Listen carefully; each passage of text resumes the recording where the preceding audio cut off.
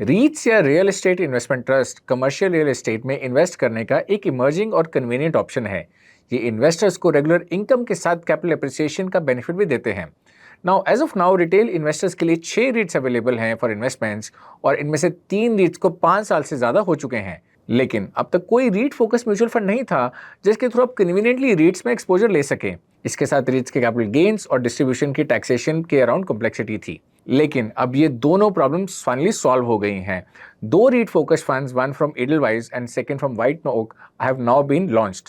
ये इंडिया के first REIT funds हैं, यानी अब म्यूचुअल फंड्स के थ्रू रीट्स में इन्वेस्ट करना एक रियलिटी बन गई है।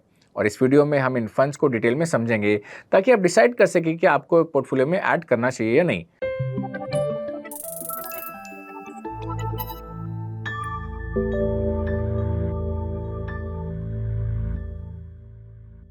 Hello and welcome to ET Money's Hindi YouTube channel.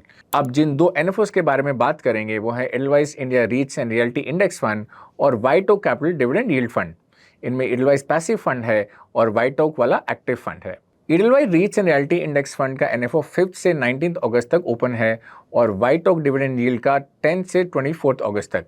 आप ईटी मनी ऐप में इनमें सीमलेसली इन्वेस्ट भी कर सकते हैं सिर्फ कुछ मिनटों में। और पहले let's take a look at the composition of this funds.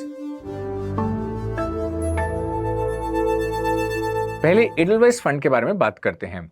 Edelweiss Nifty REITs and realty index fund का aim Nifty REITs and realty total returns index के रिटर्न को मिरर करना है। इस इंडेक्स में 15 सिक्योरिटीज हैं और पोर्टफोलियो का 60% रीट्स में और 40% रियल्टी स्टॉक्स में एलोकेटेड होता है।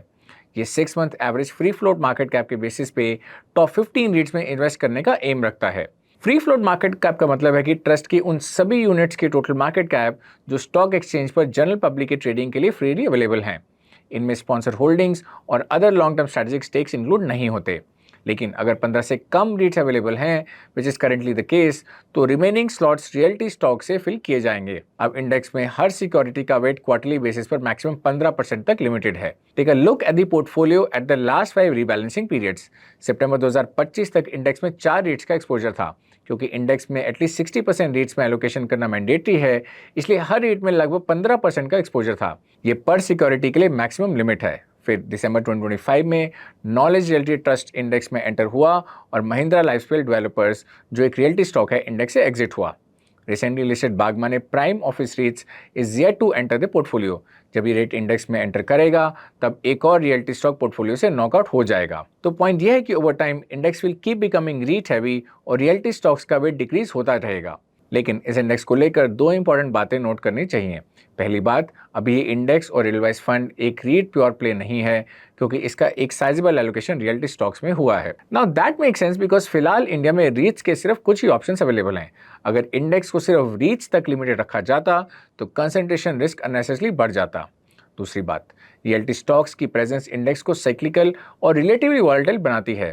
तो जनरली रीट्स कम वॉलेटाइल होते हैं, लेकिन ये इंडेक्स कंपैरेटिवली ज्यादा वॉलेटिलिटी दिखा सकता है। But that does have a silver lining too, क्योंकि रियल्टी स्टॉक्स ऑफन रीट से ज्यादा लिक्विड होते हैं। ये फंड लेवल पर लिक्विडिटी को बेटर मैनेज करने में हेल्प कर सकते हैं और इससे फंड के ऑपरेशंस भी एफिशिएंटली रन हो सकते हैं। अब White Oak dividend yield fund की बात करते हैं। ये फंड अप टू 60% रीट्स में, अप टू 10% इनविट्स में और अप टू 25% इक्विटी और आर्बिट्राज में इन्वेस्ट करने का एम रखता है। यानी एक ही फंड के थ्रू ये इनकम ग्रोथ और डाइवर्सिफिकेशन का बेनिफिट देने का एम रखता है। इनविट्स यानी इंफ्रास्ट्रक्चर इन्वेस्टमेंट ट्रस्ट रोड्स और ट्रांसमिशन लाइन्स जैसे इंफ्रा प्रोजेक्ट्स में इन्वेस्ट करने की अपॉर्चुनिटी देते हैं और रीट्स की तरह रेगुलर पे आउट्स भी देते हैं। इंडिया में अभी 9 पब्लिकली लिस्टेड इनविट्स हैं, जिसमें से 3 IRB, इंडिग्रेड और PG InvIT are over 5 years old. तो ये फंड एडलवाइज फंड से 3 फंडामेंटल बेसिस पे डिफरेंट है। First, the presence of InvITs. Edelweiss fund में इनविट्स का एक्सपोजर नहीं है, लेकिन व्हाइट ओक फंड लेता है। हाँ, दो इसका एक्सपोजर स्मॉल है, up to only 10%। Second, the presence of equity arbitrage. Edelweiss fund लगभग 40% रियल्टी स्टॉक्स में इन्वेस्ट करता है, वहीं व्हाइट ओक फंड का अप टू 25% इक्विटी और आर्बिट्राज में इन्वेस्ट करता है, जिसमें से अप टू 5% इक्विटी और अप टू 20% आर्बिट्राज हो सकता है। इक्विटी पोर्शन में लो नेट इक्विटी एक्सपोजर और हाई आर्बिट्राज एक्सपोजर का aim is to provide stability rather than boost returns. Third, it's an actively manage fund. Edelweiss fund index में जो है उसी को रेप्लिकेट करेगा। लेकिन व्हाइट ओक के फंड में फंड मैनेजर एक्टिवली अपनी डिस्क्रेशन से रीट्स, इनविट्स और स्टॉक सिलेक्ट करेगा और इनके बीच कैपिटल एलोकेट करेगा। तो अगर आप पैसिव फंड के कंपैरिजन में एक्टिव फंड प्रेफर करते हैं तो ये फंड आपकी रिक्वायरमेंट के लिए बेटर हो सकता है। चलिए नेक्स्ट सेक्शन में बात करते हैं कि इन फंड्स के यूज केसेस क्या हैं।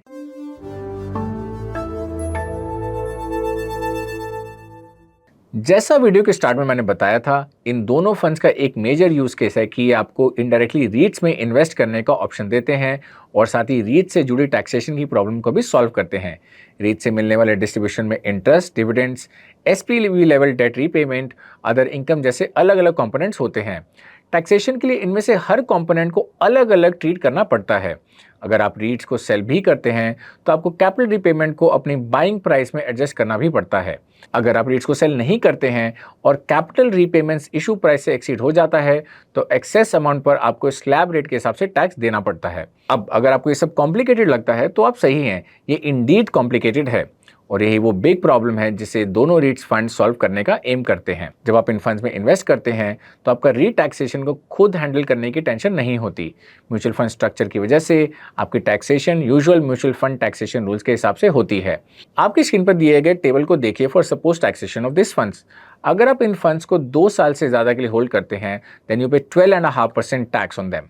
अगर आप होल्डिंग पीरियड 2 साल से कम है तो गेन्स पर स्लैब रेट के अकॉर्डिंग टैक्स लगेगा। अब आप सोच रहे होंगे कि अगर 1 जनवरी 2026 से रीट्स को इक्विटी स्टेटस मिल गया है तो इन फंड्स की टैक्सेशन इक्विटी फंड्स की तरह क्यों नहीं है।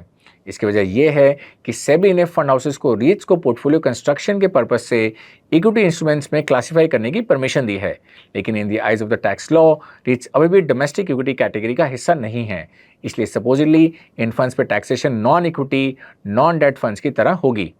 लेकिन ध्यान रखिए, क्योंकि इन फंड्स की टैक्सेशन का भी कोई प्रेसिडेंट नहीं है इसलिए ये सिर्फ सपोज टैक्सेशन है।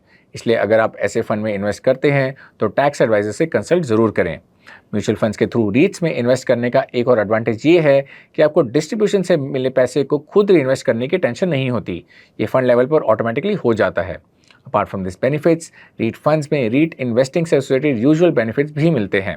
रीट्स आपको ऑफिस, पार्क और मॉल जैसे कमर्शियल रियल एस्टेट में अफोर्डेबल मैनर से इन्वेस्ट करने की अपॉर्चुनिटी देते हैं and that too with high liquidity.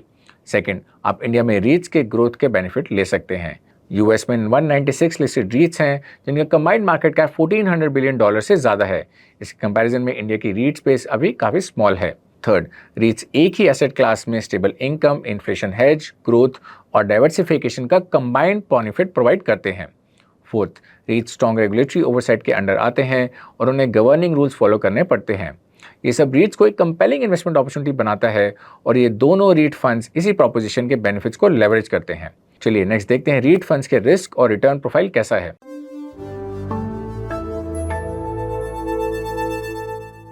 इन दोनों फंड्स में से Edelweiss fund Nifty REIT and realty index पर बेस्ड है, इसलिए इस इंडेक्स की परफॉर्मेंस देखकर हमें फंड के पोटेंशियल परफॉर्मेंस का एक आइडिया मिल सकता है। लेकिन ध्यान रखें कि फंड एक्चुअल परफॉर्मेंस हिस्ट्री अभी अवेलेबल नहीं है।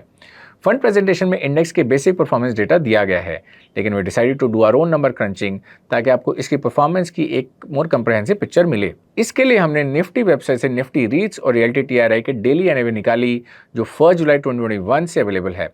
सबसे पहले इस इंडेक्स के ट्रेलिंग रिटर्न्स को निफ्टी 500 टीआरआई के रिटर्न्स के साथ कंपेयर करते हैं। Nifty REITs and realty index के 3 और 5 ईयर रिटर्न दोनों टाइम फ्रेम में निफ्टी 500 को डिसेंट मार्जिन से आउटपरफॉर्म करते रहे हैं। लास्ट 3 ईयर्स में इसने निफ्टी 500 से 7 परसेंटेज पॉइंट एक्स्ट्रा रिटर्न्स दिए हैं और लास्ट 5 ईयर्स में डिफरेंस 4 परसेंटेज पॉइंट्स का रहा है। नेक्स्ट देखते हैं कि एनुअल रिटर्न्स कैसे रहे। यहाँ निफ्टी रीट इंडेक्स ने पिछले 4 साल में से 3 सालों में निफ्टी 500 को आउटपरफॉर्म किया है। सबसे बड़ा आउट परफॉर्मेंस 2024 में रहा जब रीट इंडेक्स ने 25% रिटर्न दिया जबकि निफ्टी 500 का रिटर्न 16% था। नेक्स्ट एक मोर रिलायबल रिटर्न पिक्चर के लिए एवरेज 3 ईयर रोलिंग रिटर्न्स देखते हैं। अब यहाँ भी रीट्स इंडेक्स निफ्टी 500 से आगे है। जहाँ रीट इंडेक्स ने लगभग 19% पर एनम रिटर्न्स दिए हैं, वहीं निफ्टी 500 का रिटर्न 16% पर एनम रहा है। लेकिन यहाँ सिर्फ रिटर्न मैट्रिक्स नहीं, फुल पिक्चर समझने के लिए आपको रिस्क मैट्रिक्स भी चेक करने हैं। पहला है standard deviation of average 3 year rolling return जो हमने अभी देखे। स्टैंडर्ड डेविएशन रिटर्न्स की वॉलिटिलिटी मेजर करने में हेल्प करता है। ये बताता है कि नंबर्स अपने एवरेज के अराउंड कितने स्प्रेड आउट हैं। जितना हायर स्टैंडर्ड डेविएशन उतनी हाई वॉलिटिलिटी। यहाँ रीट इंडेक्स निफ्टी 500 से ज़्यादा वॉलेटाइल है। ये हायर वॉलिटिलिटी पॉसिबली इंडेक्स में 40% रियल्टी स्टॉक्स की प्रेजेंस की वजह से है, जिसके बारे में हमने अर्लियर डिस्कशन किया था।